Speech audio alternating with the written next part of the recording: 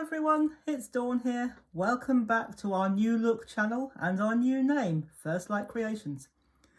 And so today, as promised yesterday, if you caught my introduction to this new way of doing things, I'm going to show you how I'm going to use this painting. This was originally one of my watercolour paintings, and we used this in a painting demonstration to show how we painted texture on these rocks. But we're going to use this painting today, but you don't have to use a painting. If you do things like embroidery or cross stitch or any other type of things that produces an image, you can just photograph it, which is what this is. It's just a photograph of my painting and print it off. And then once you've used the photograph, printed it down, I've printed this off to a standard 6x4-ish. And then the process will be exactly the same. So on the back, we have some cork matting. So let me show you how to make it. I'm going to pop that one up there. You will need your glue gun, so make sure that's nice and hot. And to begin with, you will need a piece of mount board or chipboard, or if you haven't got mount board or chipboard, glue about 3 pieces of a cereal packet together. And all I did was I cut it down, I drew round it. You can be very good and virtuous and measure it if you want to. I didn't do that. I just laid my photograph down over it, drew around it with a pencil, and then cut it out. And I did the same with my piece of cork matting, but I'll show you a trick with the cork matting, because once you start drawing around things, you will find that they'll gradually get bigger and bigger. But there's a very, very easy way of how we overcome that. So what we're going to do, I'm going to pop the photograph up there. You will need your hot glue gun. I recommend a hot glue gun. If you've got a strong construction weight glue, such as collal glue, or anything strong like that, you can use, feel free to try using that, but I'm going to use my hot glue gun just to make absolutely sure that it stays down, because these are drinks coasters, and it very well might be that people are going to put hot drinks such as tea or coffee on them. So we do need them to stay strong. So just to make absolutely sure, I am going to use my hot glue gun, and I'm going to put them around the edge, and I'm going to do it in a sort of X shape like that.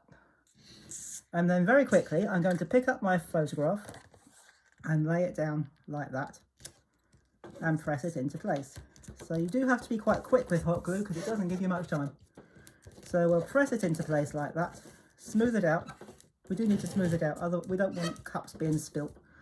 That will never do. So we're going to turn it over, and we're going to do exactly the same thing again. We're going to take our glue gun and we're going to go round the edge like that. Do mind your fingers, take your fingers out of the way before you do this bit. And an X shape across the middle. Pop that out of the way because we don't need it again now. And we're going to pop it down like that. But because we've been drawing, or because I've been drawing around. If you've just measured all these to the same size, you won't need to do this next bit. But you will find if you've just drawn around it, like I have, you'll see little bits just hanging over. So what we do, if I hold this up to the camera, hopefully you can see. Take your scissors and tilt it inwards. Don't have it like that. Tilt it inwards like that. And when you cut just the edges off, just the little overhangs, there's another bit that end I've noticed. So tilt your scissors inwards like that. And then once you cut it, you'll cut it flush to your board or to your coaster or whatever it is you're making. You can make anything if you like. But I've just decided to make a coaster, so there's a bit of overhang on my white board there. So again, tilt the scissors inwards. Don't have them flat. It'll give you a neater edge. So there's a tip for you. So there we go, we're nearly done. Let's just get the rubbish out of the way and the scissors. Pop that back up there. And now we do need to coat this. If you've got Mod Podge, you can use Mod Podge because we need to put a waterproof coating on this. You can use, well, I'm going to use some ordinary deco patch glue because it's got glittery bits in it and I like that. If you've got acrylic mediums or acrylic glaze, you can use that. If you haven't got anything else, just use some PVA glue. But I would recommend, if you're going to use PVA glue, try to get yourself the clear PVA glue because otherwise it might go a bit milky. And the other thing I'd suggest, whatever medium you use, wash your brush out first in a little water. And I've just got a very mucky mug of water here because I've already made some up. Moisten it, then dip your brush into your medium, whatever you're using, and then just paint it on like this. So I'm just going to pop a bit more on.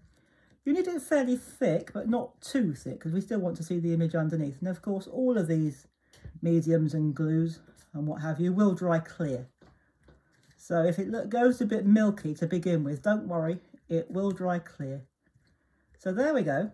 There is our coaster. Make sure you wash your brush out afterwards and put the lid on so that you don't knock it over. So there we go.